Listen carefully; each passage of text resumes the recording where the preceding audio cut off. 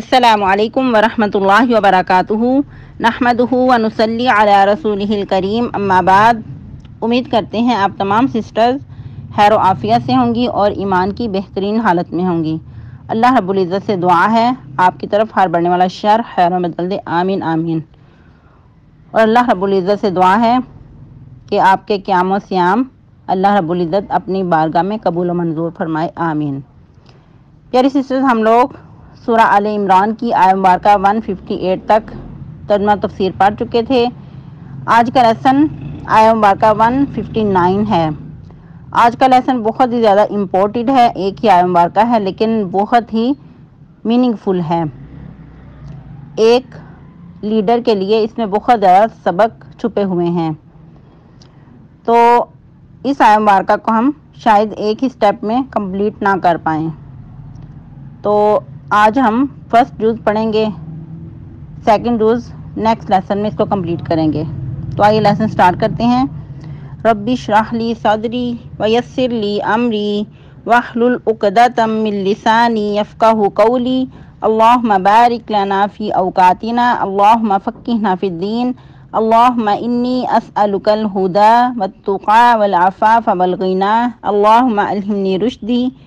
واعذنی من شر نفسی اعوذ باللہ من الشیطان الرجیم بسم اللہ الرحمن الرحیم فبما رحمت من اللہ لنت لهم ولو كنت فظا غلیظ القلب لانفضوا من حولك فاعف عنهم واستغفر لهم وشاورهم في الأمر فإذا عزمت فتوکل علی اللہ ان اللہ یحب المتوکلین۔ جیسا کہ ہمارا ٹاپک غزوہ احد کا ہی چل رہا ہے، تو ادھر اللہ رب العزت کچھ نبی صلی اللہ علیہ وسلم کی کوالٹیز کا ذکر کر رہے ہیں۔ کہ نبی صلی اللہ علیہ وسلم، یہ اللہ کی کمال کی رحمت ہے کہ آپ اپنے صحابہ کرام کے لیے، اپنے ساتھیوں کے لیے نرم گو ہیں، اپنے اندر نرم گوشہ رکھتے ہیں۔ اگر آپ ان کے لیے سخت ہوتے، سخت مزاج، سخت دل، تو کیا ہوتا کہ وہ اس طرح آپ کے گرد نہ رہتے، آپ کے گرد پھٹکتے بنا۔ تو محبت فاتح عالم، اگر کوئی انسان کسی انسان کا دل جیتنا چاہتا ہے تو محبت دینا شرط ہے۔ لیکن آج ہمارے معاشرے میں کیا ہو رہا ہے کہ ہر کوئی دوسرے سے اعتراض کرتا نظر آتا ہے کہ تم مجھے ٹائم نہیں دیتے، تم مجھے اگنور کرتے ہو، تمہارے لیے تو میرے پاس ٹائم ہی نہیں ہے۔ لیکن کرنا کیا چاہیے کہ آگے بڑھ کے محبت دیں۔ اگر کوئی چاہتا ہے کسی کی محبت حاصل کرنا تو دوسرے کو محبت دیں، تو پلٹ کر آپ کو بھی محبت ملے گی۔ تو گویا اللہ رب العزت ادھر نبی صلی اللہ علیہ وسلم کو یاد کروا رہے ہیں کہ آپ کے مزاج میں نرمی ہے،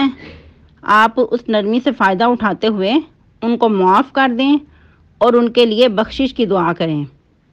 صرف معاف ہی نہیں کرنا بلکہ بخشش کی دعا بھی کرنی ہے۔ وشاورہم فی الامر، اور ان کو مزید مشورے میں اپنے معاملات میں شامل رکھنا ہے۔ اس کے بعد پھر کیا فرمایا؟ فَإِذَا عَزَمْتَ، جب تم کسی کام کا ارادہ کر لو، پختہ ارادہ کر لو، تو قدم بڑھانے سے پہلے اللہ پہ بھروسہ رکھو، ان معاملات کو اللہ کے سپرد کر دو۔ یقیناً اللہ رب العزت بھروسہ کرنے والوں کو دوست رکھتے ہیں۔ ایک بات یاد رہے کہ محبت دلوں میں پیدا کرنا انسان کے بس کی بات نہیں ہے۔ انسان کوشش تو کر سکتا ہے، لیکن یہ اللہ رب العزت کی طرف سے عطا کردہ ہے، یہ بہت بڑی نعمت ہوا کرتی ہے۔ جس طرح کہ اور بھی بہت سارے مقامات سے پتہ چلتا ہے کہ اللہ رب العزت نے محبت کے بارے میں بہت تاکید کی ہے، اور اس محبت کو پیدا کرنا اللہ رب العزت نے اپنی نعمت قرار دیا ہے۔ جس طرح کہ نیکسٹ بھی غالباً سورہ توبہ میں اللہ تعالیٰ فرماتے ہیں لو انفقت ما فی الارض جميعا ما الفت بین قلوبہم، اگر تم زمین بھر کہ جو کچھ زمین میں ہے سب کچھ بھی خرچ کر دیتے تو ان کے دلوں میں الفت پیدا نہ کر سکتے، دلوں میں محبت پیدا نہ کر سکتے۔ ولیکن اللہ الف بینہم، لیکن اللہ رب العزت نے یہ محبت پیدا کی ہے۔ جس طرح ہم پہلے بھی پڑھ چکے کہ یہ جو صحابہ کرام ایک دوسرے پہ جانیں نشاور کرتے تھے، یہی پہلے آپس میں ایک دوسرے کے خون کے پیاسے تھے، اور ان کے اندر جو مزاج کے اندر سختی تھی، اور ایسی سختی تھی کہ یہ سال ہا سال کیا بلکہ صدیوں بعد چھوڑتے نہیں، بھولتے نہیں تھے، اور یہاں تک کہ نسل در نسل دشمنیاں چلتی رہتی تھیں۔ اور جب نبی صلی اللہ علیہ وسلم کی بعثت ہوئی، اس وقت بھی جو جنگ بواس ان کے اندر ہو چکی تھی، ان کو بہت سالوں گزر چکے تھے، لیکن اس کی انتقام اس وقت بھی ان کے دلوں کے اندر بھڑک رہی تھی۔ لیکن آپ صلی اللہ علیہ وسلم نے جب اسلام کی شمع ان کے اندر روشن کی تو اس وقت یہ ایک دوسرے کے ساتھ شیر و شکر ہو گئے۔ تو یہ اسلام کی نعمت ہی تھی جو اللہ رب العزت نے ان کو عطا کی، تو پھر ایک دوسرے کے لیے نرم ہو گئے، ان کے مزاج کے اندر نرمی آ گئی۔ تو اس آیت مبارکہ سے کیا پتہ چلتا ہے کہ غلطی ہو جانا عین فطرت میں ہے، انسان کی نیچر میں ہے کہ انسان غلطی کر جاتا ہے۔ بعض اوقات نہ چاہتے ہوئے بھی، بہت کوشش کے باوجود بھی کچھ نہ کچھ انسان سے ایسی لرزش ہو جاتی ہے کہ بہت بڑے خمیازے اس کو بھگتنا پڑتی ہے۔ تو اس وقت آپس میں ایک دوسرے کے ساتھ مزاج میں نرمی ہونی چاہیے، اور ایک دوسرے کے ساتھ محبت اور شفقت والا معاملہ ہونا چاہیے، تو پھر انشاءاللہ جو عفو و درگزر ہے انسان وہ کر جاتا ہے۔ لیکن اگر ایک دوسرے کے ساتھ نرمی والا معاملہ نہ کیا جائے تو پھر یہی جو دوستیاں ہیں دشمنیوں میں بھی بدل جاتی ہیں، اور پھر یہی دشمنیاں بعض اوقات بہت دور تک جاتی ہیں، اور خونی رشتے بھی ایک دوسرے کے خون کے پیاسے ہو جاتے ہیں، یہ محبتیں نفرتوں میں بدل جاتی ہیں۔ لیکن اگر انسان اپنے مزاج میں نرمی رکھے اور یہ سوچے کہ ہر انسان خطا کا پتلا ہے، خطا ہو جاتی ہے، تو پھر انشاءاللہ معاملات مزید نہیں بگڑتے۔ اور اس آیت مبارکہ میں جو ایک لیڈر کی کوالٹی کا، اعلیٰ کوالٹی کا پتہ چلتا ہے کہ اس کے اندر کمال کی شفقت ہونی چاہیے، چاہے وہ اپنے گھر میں ہے، اپنے ایک استاد کی ہونے کی حیثیت سے ہے، یا کوئی اور اس کو مزید بڑا عہدہ دیا جا رہا ہے، تو اس کے اندر شفقت ہونی چاہیے۔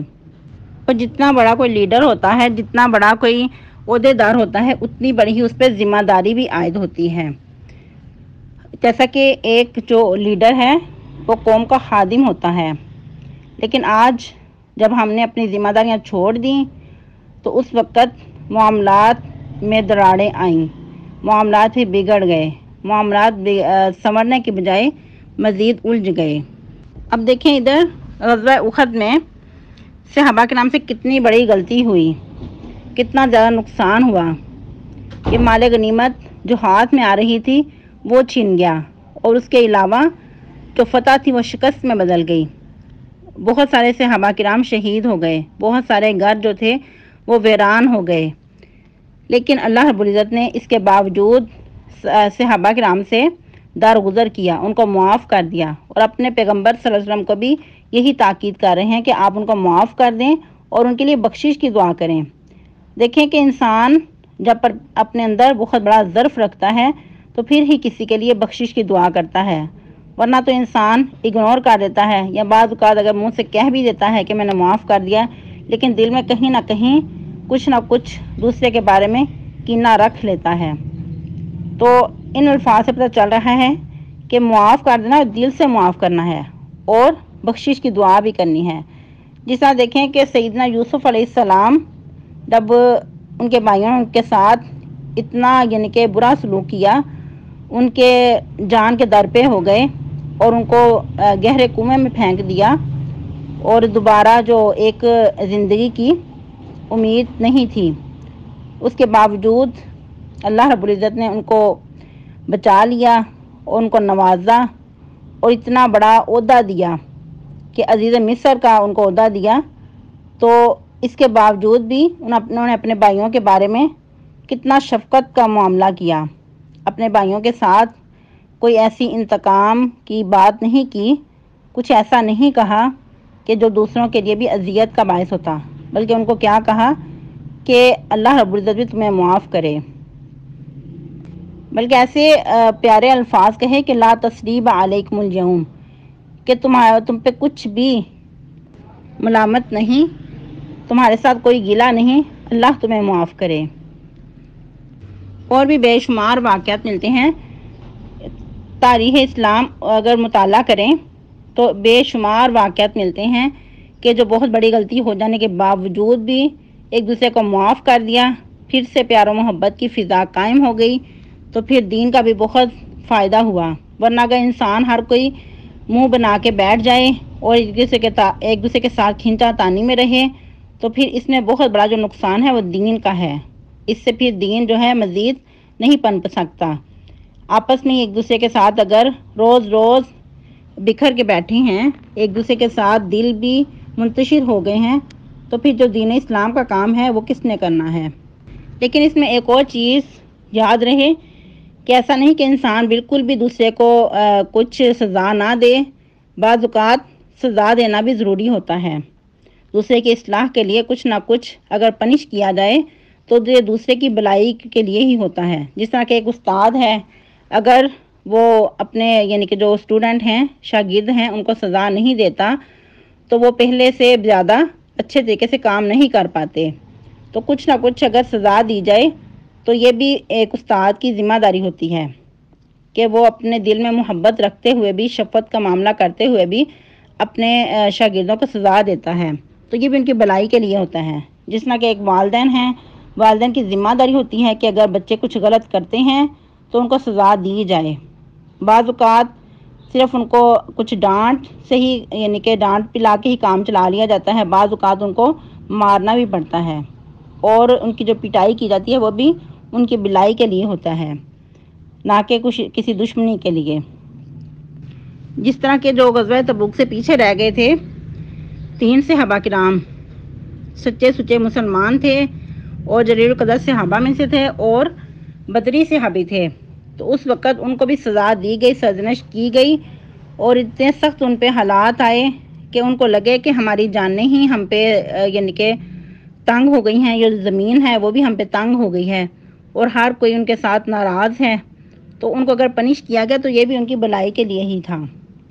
کیونکہ بعض اوقات سزا دینے کے بعد اگر ان کو معاف کیا جائے، ان کے ساتھ محبت شفقت والا معاملہ کیا جائے، تو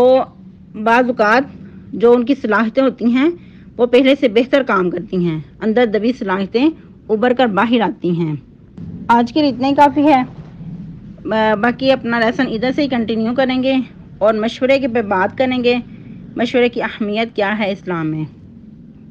سبحان ربک رب العزت عما یصفون وسلام علی المرسلین والحمد للہ رب العالمین۔ اور یہ مبارک دن جو چل رہے ہیں رمضان مبارک کے، آپ کے سامنے ہیں کہ بہت تیزی سے وقت گزر رہا ہے، اور آج الحمدللہ 5واں روزہ ہے، تو اس کے لیے کم سے کم ہم اتنا ضرور کریں کہ جو کچھ ہم کمیاں کر رہے ہیں اس پہ محاسبہ کریں، اور ساتھ ساتھ استغفار کریں کہ اللہ یہ بھی میں سے کمی ہو گئی، یہ بھی میں سے کمی ہو گئی، تو ساتھ ساتھ استغفار کریں تاکہ جو وقت ہم سے یعنی کہ ہم سے کمی ہو گئی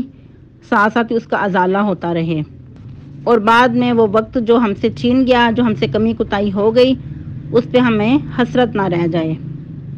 سبحانک اللہم ربنا وبحمدک نشہد ان لا الہ الا انت نستغفرک ونتوب الیک۔ السلام علیکم ورحمۃ اللہ وبرکاتہ۔